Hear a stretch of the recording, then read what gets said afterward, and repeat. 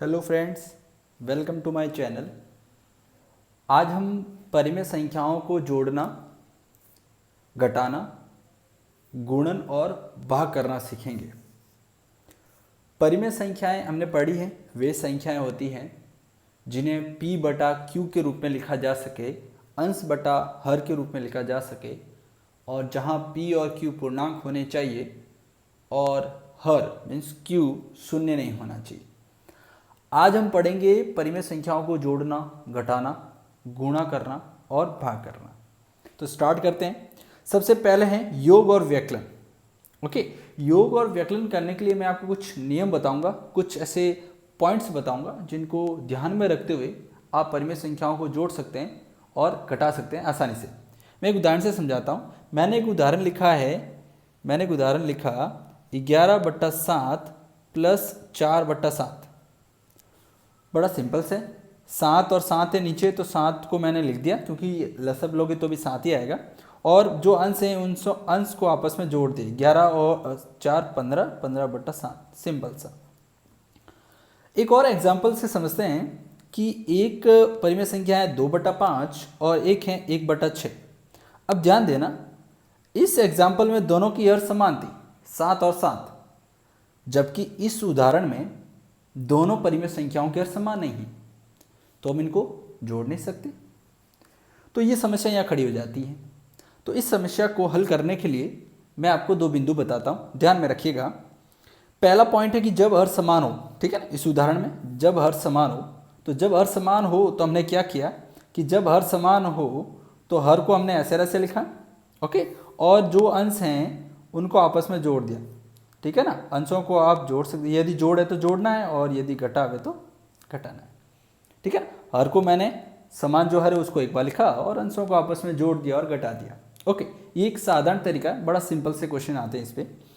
और दूसरा पॉइंट है कि जब हर समान ना हो, जब हर समान ना हो, ये समस्या खड़ी होती है, ऐसे क्वेश्चन आते हैं तो जब हर समान ना हो तो क्या करना है। जब हर समान ना हो तो एलसीएम, लघुत्तम समावर्तीय लसब लेकर उनका हर समान बनाए, ठीक है ना। हर का लसब लेना है, हर का लसब लेना है, हर का लसब लेना है, ठीक है ना। हर का लसब लेके उनकी हर समान बनानी है और हर समान होने पर सामान्य प्रक्रिया द्वारा उनको हल करना है। कैसे, ध्यान देना, यहाँ पर 2/5 और 1/6 को जोड़ना है। अब देखो, जोड़ की जगह घटाव का चिन्ह भी आ सकते हैं, तो सामान्य प्रक्रिया है, जैसा चिन्ह आएगा वैसे अपन संक्रिया लगाएंगे, जोड़ या घटाव।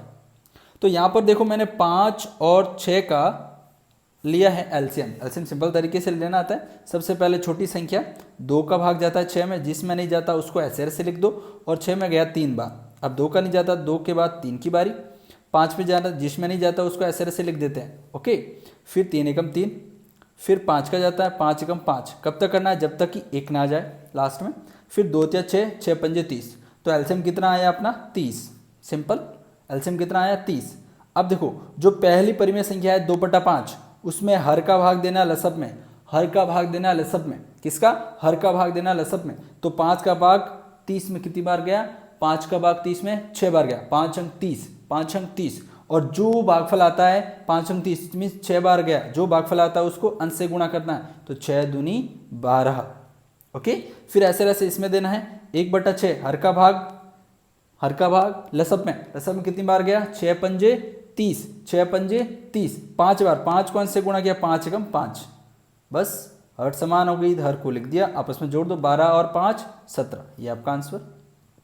सिंपल तरीका, ओके। एक और उदाहरण लेते हैं अपन, एक और उदाहरण लेते हैं, यहाँ पर सॉल्व करते हैं, उदाहरण लेते हैं। अगला उदाहरण लिया मैंने 2/3 और उसमें से घटाना है आपको 4/5, ओके। अब अपन व्यकलन करते हैं, घटाव करते हैं। ध्यान देना, यहाँ पर भी हर समान नहीं है, तो लसब लेंगे। 3 और 5 का लसब कितना आएगा, 15। जब कभी भी, ध्यान रखना, जब कभी भी दो विषम संख्या हर में हो तो उन दोनों विषम संख्या को आपस में गुणा कर दीजिए, जो गुणनफल आएगा वही उनका एलसीएम होगा, ठीक है। 3 और 5 विषम संख्या है, तो 5 3 पंजा 15, ओके। अब हर का भाग दिया, कितनी बार गया, 3 पंजा 15, 5 बार, और 5 को अंश से गुणा किया, 5 दूना 10, सिंपल। फिर 4/5, ठीक है ना, हर का भाग दिया लसब में, 5 3 15, 3 बार, 3 को 4 से गुणा किया, 4 3 12। अब ध्यान देना, नीचे तो 15 हो गया, ऊपर देना, ये प्लस का है, ये माइनस का। सिंपल तरीका, प्लस माइनस माइनस होता है, तो 12 में से 10 गए 2। अब साइन कौन डिसाइड करता है, तो हमेशा ध्यान रखना जो भी आंसर आ रहा है उसका जो साइन है, उसका जो चिन्ह है कि धनात्मक होगा या ऋणात्मक, वह डिसाइड करेगा कौन, बड़ी संख्या। और बड़ी संख्या कौन है, 12। 12 का क्या है, माइनस, तो आंसर आएगा माइनस में। ओके, हमेशा ध्यान रखिएगा। ओके, तो ये तो हो गई योग और व्यकलन की बात। अब अपन गुणा करते हैं, ठीक है ना। अब अपन करते हैं गुणा।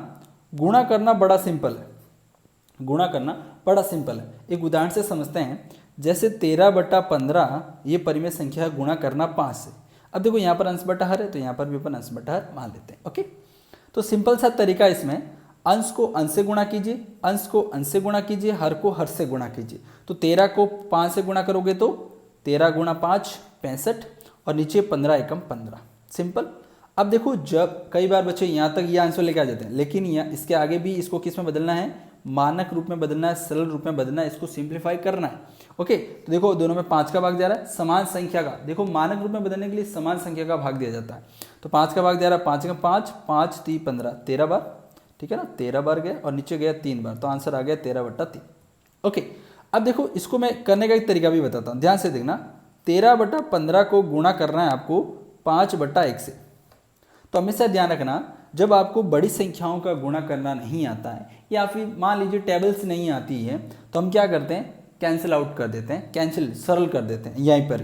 कैसे कि 5 एकम 5, 5 3 15, हमेशा अंश और हर आपस में कैंसिल आउट होगी, अंश अंश से कैंसिल आउट नहीं होगी, हर हर से कैंसिल आउट नहीं होगी, अंश हर से कैंसिल आउट होगी, या हर से, ठीक है ना, हर अंश से कैंसिल आउट होगी। हमेशा विपरीत जो भाग है वो कैंसिल आउट होंगे। तो ऊपर बचा 1, तो 13 एकम 13 और नीचे 3 एकम 3, ये आ गया आंसर, समान आंसर। ओके, तो ऐसे कर सकते हैं अपन। अब अपन करते हैं भाग। भाग में देखो विशेषकर अपन को ध्यान क्या रखना है, भाग में मैं एक उदाहरण से समझाता हूं आपको। भाग है कि 6/1 का भाग देना है 3/5 के अंदर। ओके, 6/1 के अंदर भाग देना है 3/5 के अंदर। तो हमेशा ध्यान रखना, अब अपन जो भिन्नों का भाग तो कर नहीं सकते, तो हम क्या करते हैं, जो भाग का साइन है उसको गुणे के साइन में कन्वर्ट करते हैं, गुणे में बदलते हैं। भाग को किस में बदला जाता है, गुणे में। किस में बदला जाता है, गुणे में। तो जैसे ही गुणे में बदलेंगे, जैसे ही गुणे में बदलेंगे, जो आगे वाली भिन्न है, आगे वाली कौन सी, ये, हमेशा ऐसे बढ़ते हैं अपन, ऐसे ही करते हैं ना काम, जो भी काम करते हैं लेफ्ट टू राइट करते हैं, तो हमेशा ऐसे बढ़ते हैं। तो जो आगे वाली भिन्न होती है, आगे वाली भिन्न होती है, और जब कभी भी आप भाग को गुणे में कन्वर्ट करोगे तो क्या होगा, आगे वाली भिन्न, कौन सी भिन्न, आगे वाली भिन्न पलट जाएगी। क्या हो जाएगी, पलट जाएगी, व्युत्क्रम हो जाएगी। मीन्स अंश जो है वो हर बन जाएगा और जो हर है वो अंश बन जाएगा। फिर वही साधारण गुणा जो हमने अभी सीखा है, 3 एकम 3, 3 दूना 6, तो ऊपर हो गया 5 दूनी 10 और नीचे 1 एकम 1। ठीक है, ऐसे नहीं करना चाह रहे हो तो कर लो 6 पंजे 30 और 3 एकम 3, दोनों में 3 का भाग जा रहा है, ठीक है ना, 3 दाए 30, 3 एकम 3, ये भी आंसर आ सकता है। ओके, कई बार आपको मिश्र भिन्न के रूप में क्वेश्चन पूछता है कि -2 सही 1/9 भाग है 6 सही 1/9।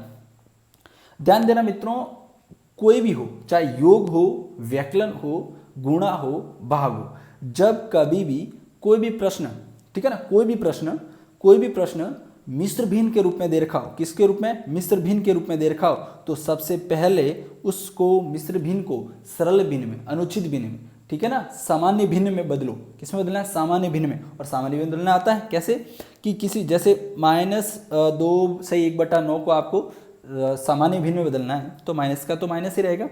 और जो मिश्र भिन्न, जो आप मिश्र भिन्न से सामान्य भिन्न बदले हो, तो उस भिन्न की हर मीन्स नीचे वाला भाग हमेशा समान रहेगा। तो यहाँ पर 9 है, यहाँ पर 9 है, तो यहाँ पर मैंने पहले से ही 9 लिख दिया। अब क्या करना है, इन दोनों को गुणा करना है, इन दोनों को गुणा करना है। तो 9 दूनी 18, जो आंसर आता है उसमें अंश जोड़ देना है, ठीक है ना। आगे जो ये पूर्ण संख्या आ रही है उसको हर के साथ गुणा करना है, और जो आंसर आता है उसके अंश के साथ जोड़ देना है। तो 9 दूनी 18 और 1 19/9, ठीक है ना, तो माइनस के 19/9। ओके, फिर भाग, फिर यहाँ पर भी यही, हर तो समान ही रहेगी, 6 9 54, 54 और 1 55, हो गया 100। अब हमें भाग करना है, क्या करना है, भाग करना है। तो हमें कहा है कि जब कभी भी भाग करना हो तो उस भाग को किस में बदला जाता है, गुणन में बदला जाता है। और जैसे ही मैं गुणन को बदलता हूँ, आगे वाली जो मेरी परिमेय संख्या है, आगे वाली जो मेरी परिमेय संख्या है, आगे वाली वो जो मेरी परिमेय संख्या वो हो जाती है, व्युत्क्रम में बदल जाती हैं, पलट जाती हैं, उल्टी हो जाती हैं। अंश हर में बदल जाती है और हर अंश में बदल जाती है। तो 9 से 9 कैंसिल आउट और ऊपर बचा यहाँ पर 1 है तो 19 को 1 से गुणा करोगे तो 19 एकम 19 और नीचे गुणोगे तो 55 एकम 55। अब ध्यान देना यहाँ पर माइनस है, यहाँ प्लस था, प्लस माइनस माइनस। मैं आपको कुछ चिन्हों का बताऊंगा, हमेशा ध्यान रखना, कुछ चिन्ह ध्यान रखना। जब कभी भी दो परिमेय संख्याओं का समान चिन्ह हो, चाहे वह प्लस प्लस में हो चाहे वह माइनस माइनस में हो, हमेशा आंसर किस में आएगा? प्लस में ही आएगा। चाहे वो प्लस प्लस में हो चाहे माइनस माइनस में हो, आंसर हमेशा प्लस में ही आएगा। और यदि माइनस प्लस में हो और प्लस माइनस में हो, दोनों अलग अलग चिन्ह हो, एक धनात्मक हो और एक ऋणात्मक हो, तो हमेशा ध्यान रखना दोस्तों, आंसर हमेशा माइनस में आएगा, आंसर हमेशा ऋणात्मक ही आएगा। ये बातें, ये चिन्हों का बदलाव जो है, कन्वर्जन है, ये ध्यान रखना, क्योंकि ये गुणन, भाग, व्यकलन और योग में काम आएगा। ओके।